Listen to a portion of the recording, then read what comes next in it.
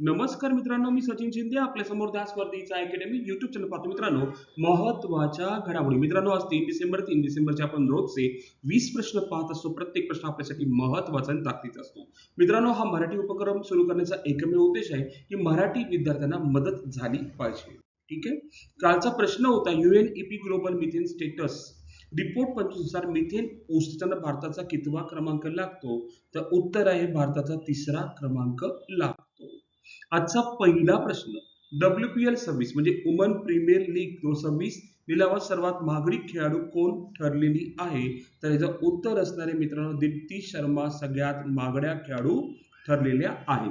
सर्वात महागडी खेळाडू दीप्ती शर्मा, बोली रक्कम 3.20 कोटी. जर आपण इतिहासात पाहायला गेले एकूण 4 IPL साठी लक्षात ठेवा, तर इतिहासानुसार पाहायला गेले 4 IPL मध्ये सर्वात महागडी खेळाडू म्हटलं तर स्मृती मानधना होती मित्र हो, 3.40 कोटी. म्हणजे 4 IPL मध्ये जर आपण अभ्यास केला त्यानुसार जर बघायला गेलं तर दोन्ही प्रकारचे प्रश्न येतात. इतिहासात 3.40 कोटी स्मृती मानधना आणि 4 IPL नुसार पाहायला गेलं तर 2 नंबरला दीप्ती शर्मा आणि सध्याच्या मध्ये पाहायला गेलं दीप्ती शर्मा पहिली खेळाडू आहे सर्वात महागडी. खरेदी करणारा संघ कोण आहे? दीप्ती शर्माने UP वॉरियर्स. कशी केली? राईट टू मॅच हे कार्ड वापरून तयार केलेलं आहे, लक्षात ठेवा. आणि तिला एवढी महागडी का झाली? कारण की तिला प्लेअर ऑफ द टुर्नामेंट हा किताब मिळाला होता. आणि खासियत काय? ती एक अष्टपैलू खेळाडू, संघासाठी ती अत्यंत मौल्यवान आहे. ठीक आहे.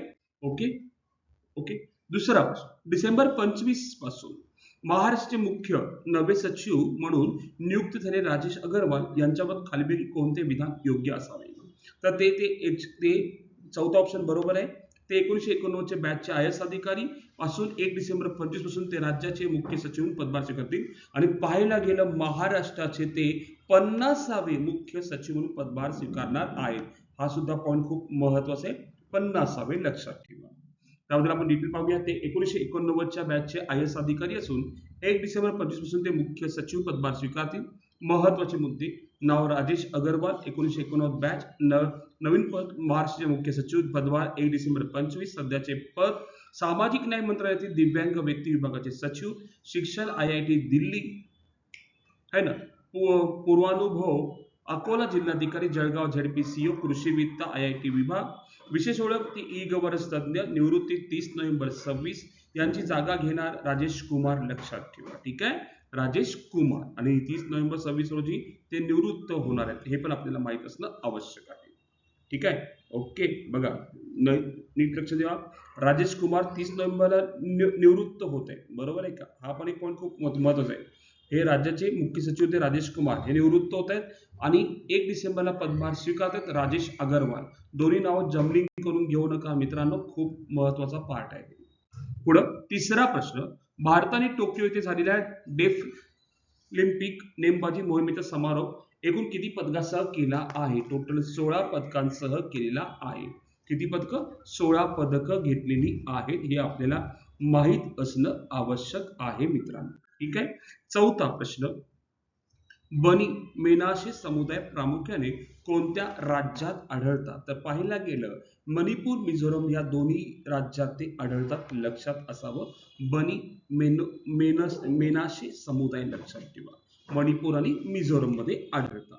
नेक्स्ट मित्र हो, पाचवा प्रश्न, 2025 च्या महिला सर्वात शक्तिशाली पुरस्कार स्पर्धेचे विजेतेपद कोणत्या देशाने जिंकले आहे? प्रश्न आपल्याला सिंपलसा विचारलाय, तर ते कोणत्या देशाने जिंकलेलं आहे? ठीक आहे. हा पण एक प्रश्न खूप महत्वाचा आहे, लक्षात ठेवा. तर अमेरिका देशाने जिंकलेलं आहे. कोणी? अमेरिका देशाने जिंकलेलं आहे. सहावा प्रश्न, आशियातील सर्वात उंच भगवान रामाच्या पुतळ्याचे अनावरण कोणत्या राज्यात झाले? तर मित्र पाहायला गेलं तर ते गोवा राज्यात झालेलं आहे, म्हणजे दक्षिण गोव्यामध्ये झालेले, लक्षात ठेवा. असे सर्वात उंच भगवान रामाच्या पुतळ्याचे अनावरण करण्यात आलेले आहे. पुतळ्याची उंची 77 फूट आहे. मूर्तीचे साहित्य कास्य आहे. शिल्पकार प्रसिद्ध शिल्पकार पद्मभूषण राम VS सुतार आहेत, म्हणजे राम सुतार. ही निर्मिती भारतातील सांस्कृतिक वारसा, रामभक्ती आणि कलात्मकच्या उत्तम संगम दाखवते. आणि असे सर्वात उंच भगवान रामाचे पुतळ्याचे अनावरण पाहायला गेलं गोव्यामध्ये झालेलं आहे. ठीक आहे. नेक्स्ट मित्रांनो, सातवा प्रश्न पाहतोय आपण. 7 नंबरचा प्रश्न, महत्वाचा प्रश्न, उत्तर विरार उत्तर नावाचे ठिकाण आहे. उत्तर विरार सागरी सेतू दृष्टिक्षेपात प्रकल्पात खालील कोणते योग्य विधान आहे, असा आपल्याला प्रश्न विचारलाय. तर आपण जर पाहायला गेला तर हे जो योग्य विधान जर आपण अभ्यासला गेलं मित्रांनो, याचं योग्य विधान प्रॉपरली आपण पाहायला गेलं तर प्रकल्पाची लांबी एकूण 55.2 किलोमीटर असून सागरी सेतू 24.35 किलोमीटर आहे. दोन्ही पॉईंट महत्वाचे. ठीक आहे, इथे डिटेल पाहूया पूर्ण माहिती. उत्तन विरार सागरी सेतू दृष्टिपेठ प्रकल्प, एकूण लांबी 55.2, सागरी सेतू 24.35 किलोमीटर, उत्तन कनेक्ट बघा connector 9.32 kilometre, Vasai connector 2.5 kilometre, Virar connector 18.95 म्हणजे उत्तन वसई विरार अंतर्गत हा सेतू तयार होतोय. मार्गिका एकूण 6, प्रत्येक दिशेला 3 लेन. एकूण प्रकल्पाची किंमत 58,754 कोटी खर्च होणार आहे. नेक्स्ट मित्र, 7वा प्रश्न. 27 नंबर 25 रोजी झालेल्या महिला IPL बाबत कोणते विधान बरोबर आहे, कोणते विधान करेक्ट आहे, असा आपल्याला प्रश्न विचारलेला आहे. दीप्ती शर्मा जर पाहायला गेलं 3.2 कोटींना UP वॉरियर्सने खरेदी करून लिलावात सर्वात महागडी खेळाडू बनवली आहे. डिटेल पाहूया. लिलाव दिनांक 27 नोव्हेंबर झाला, ठिकाण नवी दिल्ली. एकूण खेळाडू हे केले 90 खेळाडू, सर्वाधिक बोली लागलेली खेळाडू 1 नंबर दीप्ती शर्मा 3.2 कोटी UP वॉरियर्स. 2 नंबर खेळाडू अमेलिया केर 3 कोटी मुंबई इंडियन्स, लक्षात ठेवा न्यूझीलंडची आहे. तिसरा स्त्री चार्नी 2.5 कोटी दिल्ली कॅपिटल्स.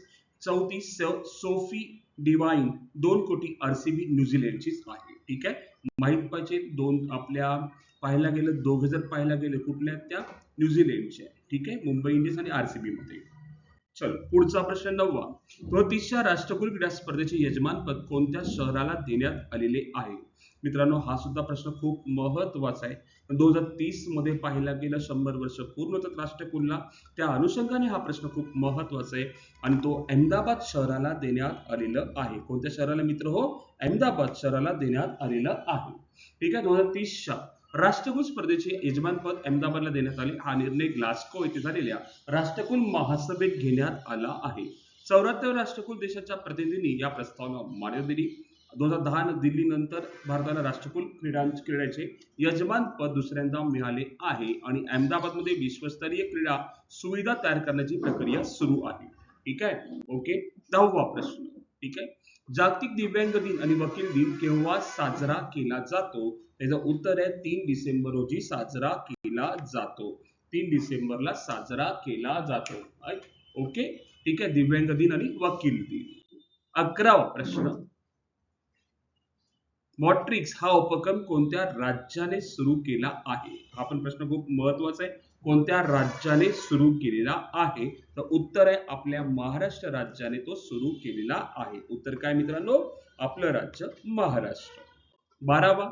विजन फॉर सुजलाम भारत शिखर परिषदेचे उद्घाटन कोणी केले आहे? आता बघा हा प्रश्न सुद्धा महत्वाचा आहे. कोणी केलेला आहे? तर उत्तर आहे मित्रांनो CR पाटील यांनी केलेलं आहे. कोणी केलंय?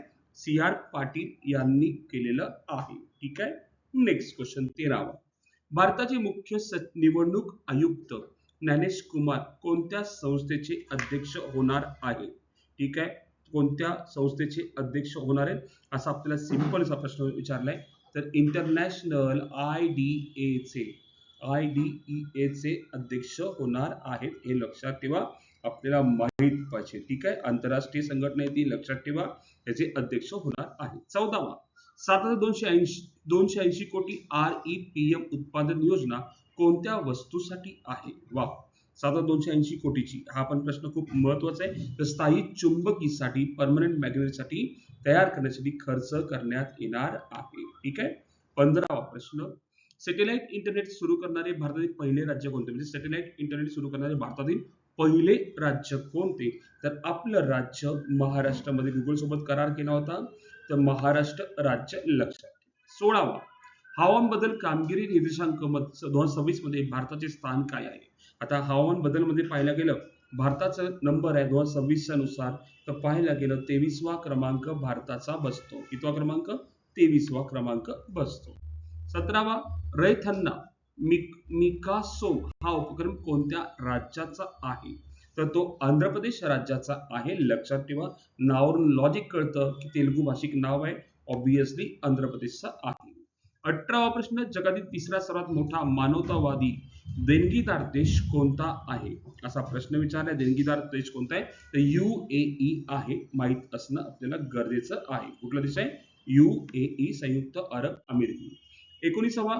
कमिटमेंट टू डेव्हलपमेंट इंडेक्स 2025 मध्ये भारताचे स्थान काय आहे? पाहायला गेलं तर भारताचे स्थान 36वे आहे. 20वा प्रश्न. बहुपत्नीय विवाह गुन्हा घोषित करणारे राज्य कोणते? म्हणजे एखाद्या व्यक्तीने एक पेक्षा अधिक लग्न केले तर त्याला गुन्हा घोषित करणारे राज्य कोणते आहे? असा आपल्याला प्रश्न विचारलाय. उत्तर आहे आसाम. उत्तर काय मित्रांनो?